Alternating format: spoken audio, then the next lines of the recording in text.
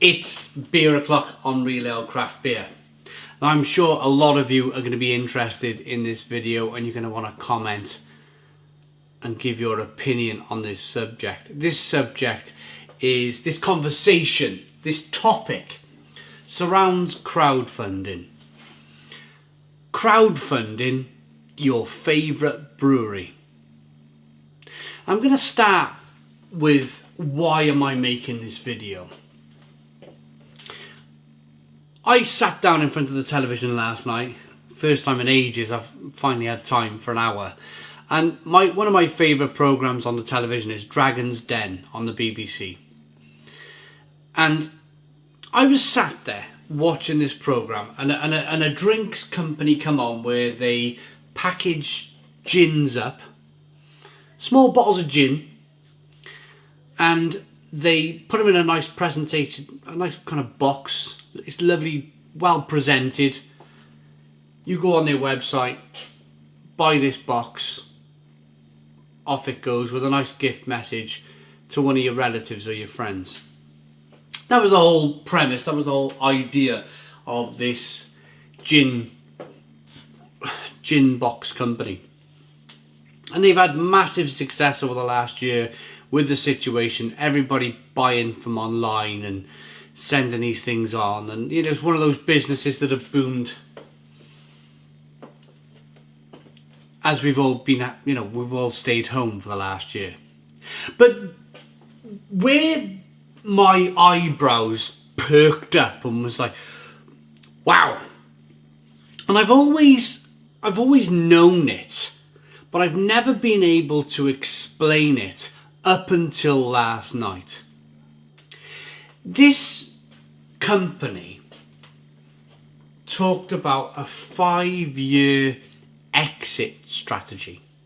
A 5-year exit strategy. Now please don't turn off. Don't turn off. Some of you now might be thinking, what is he banging on about? Dragon's Den and 5-year exit strategies. What's this got to do with my local brewer? Please stay with me.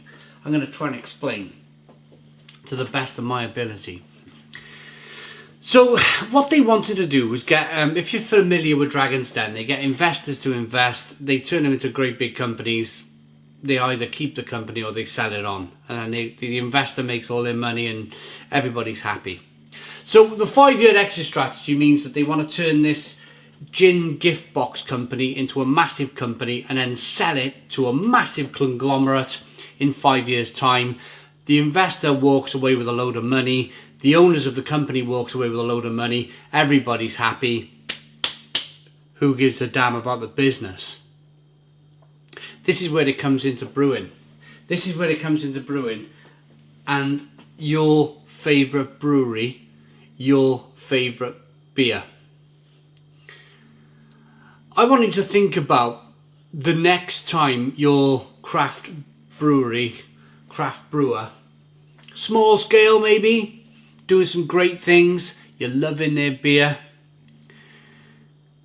They do a round. They talk to you about crowdfunding and growing their business and growing their brewery.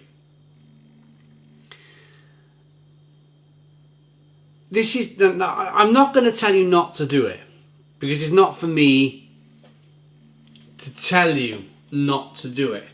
But I want to give you some cautionary advice on this very subject. And the subject is this, you've probably seen it on the title of the video.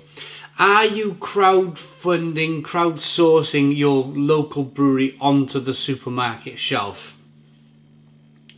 There's been time after time after time of breweries doing some great things. I mean, look, I'm drinking a 4 Pure Citrus Double IPA. I remember back in the day 4 Pure doing some amazing things. I don't think 4 Pure did a crowdfunding run, by the way. I just think they were picked up by a large conglomerate and their beer turned out to be, you know, I mean, look at it. It looks good, smells very good. It's called a Citrus Double IPA. Now, it's just a hop concentrated, a slightly astringent,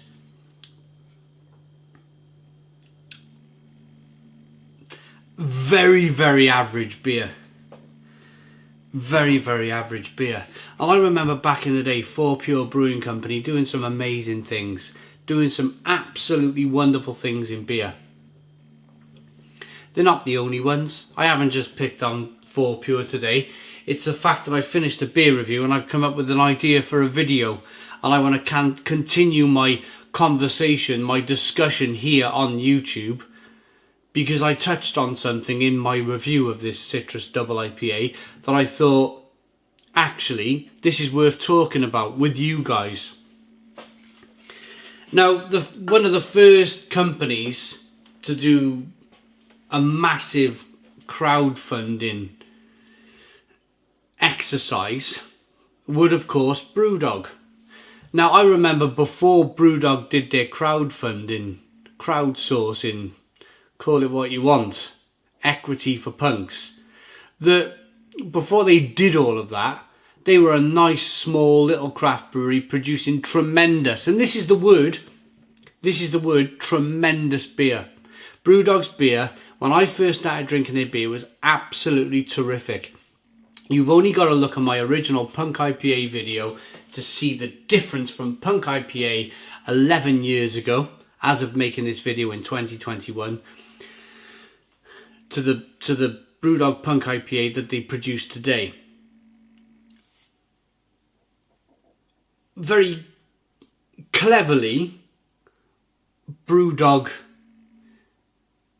gave away, it was just crowdfund after crowdfund after crowdfund, giving out shares in the company. And they used that money to grow their brewery, to then put their beer into the supermarkets, and then the beer becoming average at best. Do Brewdog care that they don't make fantastic beer anymore? No. No, they don't care. At the end of the day, they're making stacks of money. They've done their job, and that goes back to that kind of exit strategy I was talking about earlier on, where these companies, they come up with an idea, and they don't, I mean, they might care about the company for the first few years, but they're looking to exit. They're looking to get out of there as soon as they can. Fair play to James Watt, he's still there. I mean, he's been there for God knows how long. He's been there since the start. I'm not suggesting that James Watt wants to exit Brewdog. But we can look at other companies. Anybody remember Magic Rock? Magic Rock. They were the darlings of craft beer. Another big takeover. Beer ends up on the supermarket shelves. Job done. Average beer. Average beer. Another brewery to do the same thing. Beavertown Brewing Company. I remember it wasn't 5 years ago. It wasn't 5 years ago before Beavertown, they were launching beer on their website and it was sold out within 15 minutes. The stuff was gone. They were bringing out a new beer. It was sold out. It was terrific beer. And then they sold to Heineken. They sold like a 40% share to Heineken, which is probably even more now, but nobody talks about it anymore. Who talks about Beavertown beer anymore? That fantastic. Some of you, you're watching this video, you might be nodding your head, you might be agreeing, you might be disagreeing. But my point comes down to this. This is my point. If you see your local craft brewer, now I've seen Verdant come up with this crowdfunding to grow their brewery, to grow their capacity. I've seen that over the last, I think that was about a year or two ago. And I'm kind of just waiting. I'm just taking my time. I'm biding my time. I'm just waiting for Verdant to go, We're entering the supermarket. We're putting a beer into the supermarket. Cloudwater have just done it. Polly's Brew Co have just done it. They've put a beer into Marks and Spencer's. Polly's Brew Co. Marks and Spencer's and what a you know, fair play. Great supermarket. The beer's going to do well there. But Cloudwater, they went into Tesco with such a mundane beer. It all becomes profit. And I'm just waiting for Verdant to do the same thing, because a lot of people put their money into Verdant to grow as a company. Is it going to happen? Is it not going to happen? Of course it is. Their main competitors, Polly's, Cloudwater, they have just jumped into the supermarket. Time will tell. Time will tell whether they do. I'm pretty sure they will. If I was a betting man, I'd probably bank my house on it. But my message here is,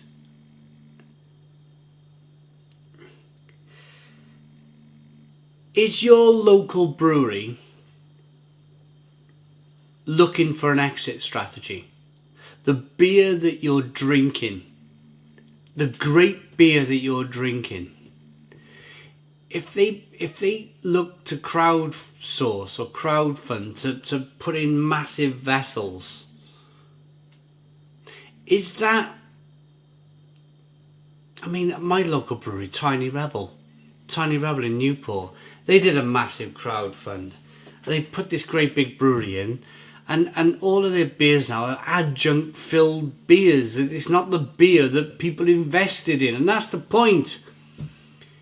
You invest in your money to make the taste of your beer that you've invested in mundane and average from that great beer that you thought you were sticking your money into.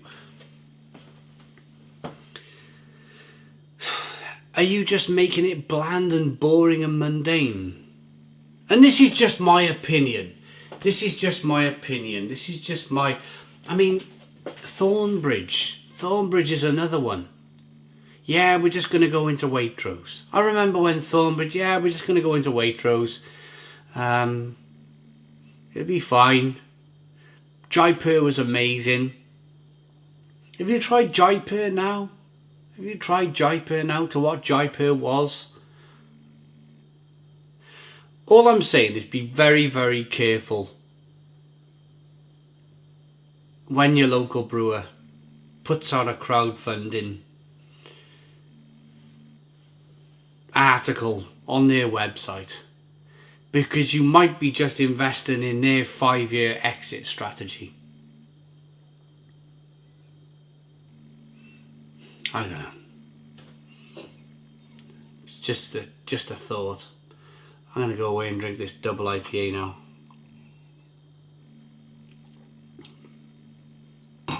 As average as it is. Opinions, comments in the comments box down below. Please comment, please subscribe, give us a big fat thumbs up. Boom! Cheers!